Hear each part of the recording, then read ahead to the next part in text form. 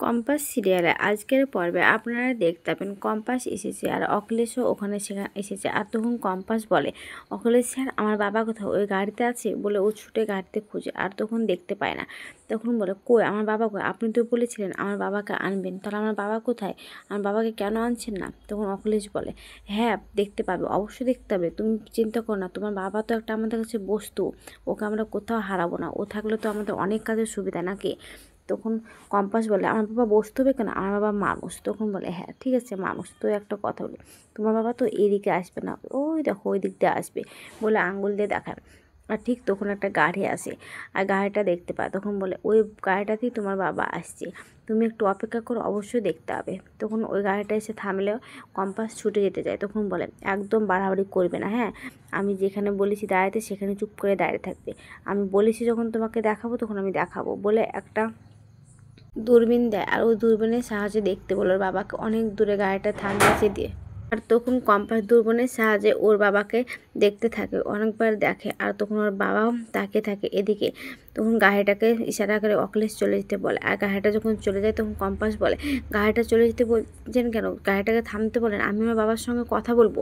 তখন অখিলেশ বলে, না তোমাকে বলেছিলাম তোমার বাবাকে দেখাবো, তোমার বাবাকে দেখানো হয়ে গেছে। তখন কম্পাস যেতে গেলে অখিলেশ ওর হাতটাকে চেপে ধরে থাকে আর বলে, কোনো জায়গাতে যাওয়া চলবে না, আমি যেভাবে বলেছি সেভাবে থাকবে, তুমি এখানে দাঁড়াও। তখন কম্পাস হাতটাকে জোর করে ছুটিয়ে সেখান থেকে ছুটে চলে আসে বাবার দিকে। তবুও গাড়িটা চলে যায় আর তখন কম্পাস মাটিতে পড়ে যায় আর তখন বাবা বলে চিৎকার করতে থাকে। আর অখিলেশও তখন পিছু পিছু আসে আর আসার পরে অখিলেশ কম্পাসের পেছনে দাঁড়িয়ে থাকে। তখন কম্পাস উঠে আর বলে, আপনি কেন এটা করলেন? আপনি তো এই কথাটা বলেছিলেন না, আপনি বলেছিলেন আমার বাবার সঙ্গে দেখা করাবেন, দূর থেকে দেখা করবেন, সেটা তো আপনি বলেননি। এ বলে। তখন অখিলেশ বলে, শোনো এখানে বেশি তো সিন ক্রিয়েট করো না, যত সিন ক্রিয়েট করবে না ততই কিন্তু তোমার বাবার বিপদ হবে, তাই বলছি আমার একটা কাজ করে দাও আর সেই বিনিময়ে তোমার বাবাকে ছেড়ে দেবো, তুমি তোমার বাবা তোমার মা তিনজনে গিয়ে একটা আলাদা সংসার করবে, কোথায় যাবে নাচবে সেটা আমি জানি না, তোমাদের সম্পূর্ণ আলাদা জীবন হবে। আর হ্যাঁ কথা রইল বাকি যে তুমি ভাবছো যে তোমার শাশুড়ি মা ঋতুজা তুমি তাকে সাপোর্ট পাবে তাই বলে তুমি এসব করছো, কিন্তু না, ও কিচ্ছু করতে হবে না, ও যেটা করতে হতো সেটা আমি মাথাটা কেটে নিয়েছি, হ্যাঁ তাই কিছু করতে পারবে না তখন কম্পাস বলে, তাহলে আমি কি করব, আপনি কি কাজের কথা বলছেন এসব বলে। অন্যদিকে দেখা যায় যে ঋতুজার বড় বৌমা বাড়িটা সুন্দর করে বেলুন দিয়ে সাজাচ্ছে আর তখন বুবলিকে ডাকে, বুবলি একটা বেলুন ওখানে সাজাতে গিয়ে কি সারাদিন কেটে যাবে, তাহলে কি হবে, কম্পাস তো এখনই চলে আসবে। তখন ঋতুজা আসে আর বলে, বড় বৌমা কম্পাস তো ফোনটাই ধরছে না গো, তুমি কি জানো যে ওর কোনো আলাদা ক্লাস আছে কিনা, ওর আলাদা ক্লাস থাকলে ও মোবাইলটা সাইলেন্ট রাখলে ফোনটা ধরে না তখন ওখানে বলে যে কি, না গো মা আমার কোনো আইডিয়াই নেই। তখন ও যা আসার বলে, খুব সুন্দর হয়েছে, তুমি কি দিদিভাই তুমি কি বাইরের কোনো মানুষকে বলেছো? তখন বলে, না গো বলিনি, শুধু শুধু আমরা আছি, আমরা জন্মদিন পালন করব, ও তাতেই খুশি হবে। তখন মুক্তি আসার বলে, হ্যাঁ একদম ঠিক করেছে ঋতুজা, বাইরের মানুষ এসে শুধু সিন ক্রিয়েট করে কী লাভ, কম্পাস যেখানে থাকে তো সেখানে তো সিন ক্রিয়েটই হয়, তাই না ঋতুজা? তখন ঋতুজা মুক্তির কথাগুলো ভাবতে থাকে যে মুক্তি অখিলেশকে জড়িয়ে ধরেছিল এইসব কথাগুলো। তখন বলে, হ্যাঁ আমরা না ঘরের কথা বাইরে নিয়ে আসি না, এটা আমাদের স্বভাব একদমই নয়, হ্যাঁ আর কম্পাস যেভাবে ব্রিলিয়েন্ট ছাত্রী, হ্যাঁ ও যেখানে থাকবে সেখানে কখনো সিন ক্রিয়েট হবে না, অন্তত ভালো কিছুই হবে, আমার মন যেটা বলছে সেটা বলে এসব বলে। তখন এদিকে আবার ঋতুজা চলে আসে। তখন কম্পাসকে আবার ফোন করতে গেলে ফোনটা ধরে না। তখন কম্পাসে আবার ঋতুজা যায় মুক্তির কাছে আর বলে, শোন একটা কথা বলি, হ্যাঁ বাইরে কি ঘটেছে না ঘটেছে সেটা যখন ভিতরে নিয়েছি না, আমি ভিতরের খবরটা কিন্তু আমি বাইরে কাউকে দিই না, আর যে ঘটনাটা গোপন করতে চায় তারই কিন্তু দায়, সে কিন্তু ভয়ে ভয়ে থাকে, হ্যাঁ তা আমরা গোপনও করতে চাই না, তাই আমরা ভয়েও থাকি না এদিকে ঋতুজা কম্পাসকে বারবার ফোন করতে থাকে কিন্তু ফোনটা কিছুতেই ধরে না। তখন বিহান সেখানে আসে আর বলে, মা ও ফোন ধরবে না। তখন ঋতুজা বলে, কেন ফোন ধরবে না?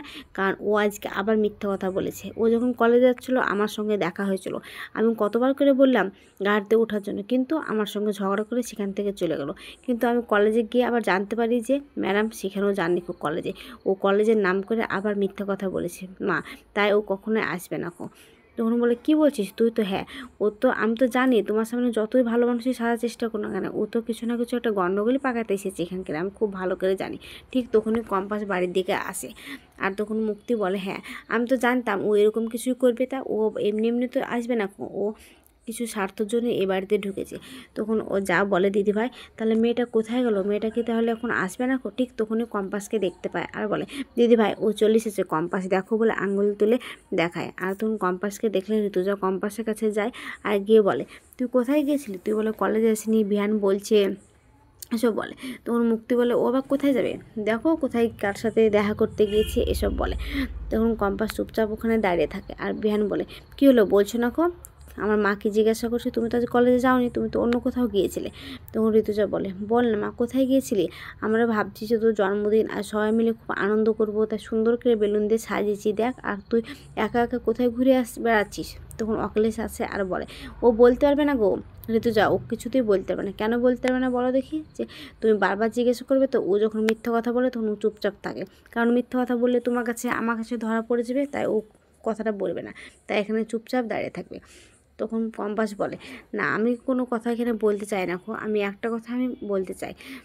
তো কী কথা? তখন অখিলেশ মাথা নাড়ে দেয়। তখন কম্পাস বলে মা পরে বলবো তোমাকে, তো একটা কথা আমি এখন বলছি সবার সামনে, যে আমার জন্মদিনটা না করতে হবে না তোমাদের কাউকে, কারণ আমাকে যে বাড়ি থেকে মন থেকে মেনে নেয়নি যারা, তারা কেন আমার জন্মদিন পালন করবে? তাই বলে। তখন বিহান বলে এসব তুমি কি বলছো? তো হ্যাঁ একদম ঠিক কথাই বলছি, আমাকে যারা মন থেকে মেনে নিতে পারেনি তারা আমার জন্মদিন কেন পালন করবে? আমি চাই না এসব জন্মদিন। তখন বিহান বলে আমার মা একটা জন্মদিনের পার্টি আয়োজন করেছে আর তুমি আমার মায়ের মুখের উপরে এই কথাটা বলে দিচ্ছ যে জন্মদিন করতে হবে না? তুমি তো খুব মেয়ে, যে সব জায়গাতে কি একটা ঝামেলা না পাকালে কি হয় না? একটা না একটা তোমাকে ঘোট পাকাতেই হবে, বলো কিছু না কিছু একটা করতে হবে, বলো এসব কথা বলে। তখন কম্পাস চুপচাপ দাঁড়িয়ে থাকে আর ঋতুজা তখন বলে বিহান মেয়েটার সঙ্গে তুই এভাবে কেন কথা বলছিস? তখন বিহান বলে তাহলে কীভাবে কথা বলবো মা, তুমি বলো, যেটা ও করছে আমি সেটাই তো বলছি নাকি? ও সব জায়গাতে এরকম করেই কথা বলে, কোনো কথা ও ক্লিয়ারলি বলে রাখো, সব জায়গাতে কথা একটা ঘুট পাকিয়ে সেখান থেকে চলে যায়। তখন কম্পাস বলে আমি যেটা সত্যি সেটাই বলছি, কালকে যেমন আমার রাত্রে জন্মদিন পালন করলো দিদি ভাই কাকিমণি সবাই, ওরা নিজে হাতে কেক বানালো, কেক বানিয়ে আমাকে দিল, আমি সেই কেকটা কাটলাম, আমি ওটাতেই খুশি, অতটুকুতেই খুশি, আজকে আর আমার দরকার না এত হইচই মানুষজন, আমার এসব কিছু লাগবে না বলে সেখান থেকে কম্পাস চলে যায়। এদিকে ঋতুজা চুপচাপ দাঁড়িয়ে থাকে আর অখিলেশও চুপচাপ দাঁড়িয়ে থাকে। আর তখন বিহান বলে দেখলে মা, দেখলে তোমার কথা অমান্য করে ও চলে গেল, একবারও তোমার কথা শোনার চেষ্টাও করলো না তাই বলছি তুমি ওকে বিশ্বাস করো না, ও যতই তোমাকে বিশ্বাস করানোর চেষ্টা করুক না কেন তুমি ওকে কিছুতেই বিশ্বাস করবে না ও ওইভাবেই চলবে এসব বলে। তখন ঋতুজা বলে বিহান তুই একটু চুপ কর, অন্তত মেয়েটা কী হয়েছে না হয়েছে সেটা বোঝার চেষ্টা কর। তখন বলে না গো মা কিছু হয়নি ফালতু কথা বলে চলে গেলো এখান থেকে এসব বলে। তখন অখিলেশ চুপচাপ দাঁড়িয়ে থাকে আর মুখের দিকে তাকিয়ে ইশারা করতে থাকে, আর সেটা ঋতুজা লক্ষ্য করে দেখেন। আর তখন ঋতুজাও অবাক হয়ে যায়। তো আগামী পর্বে দেখতে পাবেন যে ঋতুজা ঘরে চলে গেছে আর ঘরে গিয়ে কম্পাসকে সব জিজ্ঞাসা করছে এবার অর্থ কী হয়েছে তাই। তখন বলে জানো মা অখিলেশ স্যার বললো আমাকে বাবার সঙ্গে দেখা করবে, কিন্তু আমাকে দূর থেকে দূরবীনের সাহায্যে আমাকে দেখালো আর আমাকে বললো যে কি যে কাজটা ওরা অসম্পূর্ণ রেখে গেছে সেই কাজটা আমাকে সম্পূর্ণ করতে, আমি করব হ্যাঁ, কিন্তু ওই জিনিসটা কিছুতেই ওদের হাতে তুলে দেবো না, তার আগে আমি বাবাকে ঠিক খুঁজে বের করব। তো আজকের পর্বটা কেমন হয়েছে যদি ভালো লাগে তাহলে কমেন্ট শেয়ার আর সাবস্ক্রাইব করবেন, আর হ্যাঁ ফেসবুক থেকে দেখলে অবশ্যই ফলো করবেন, আর আমি কোনো জায়গায় ভুল ত্রুটি বলে থাকলে ক্ষমা করবেন।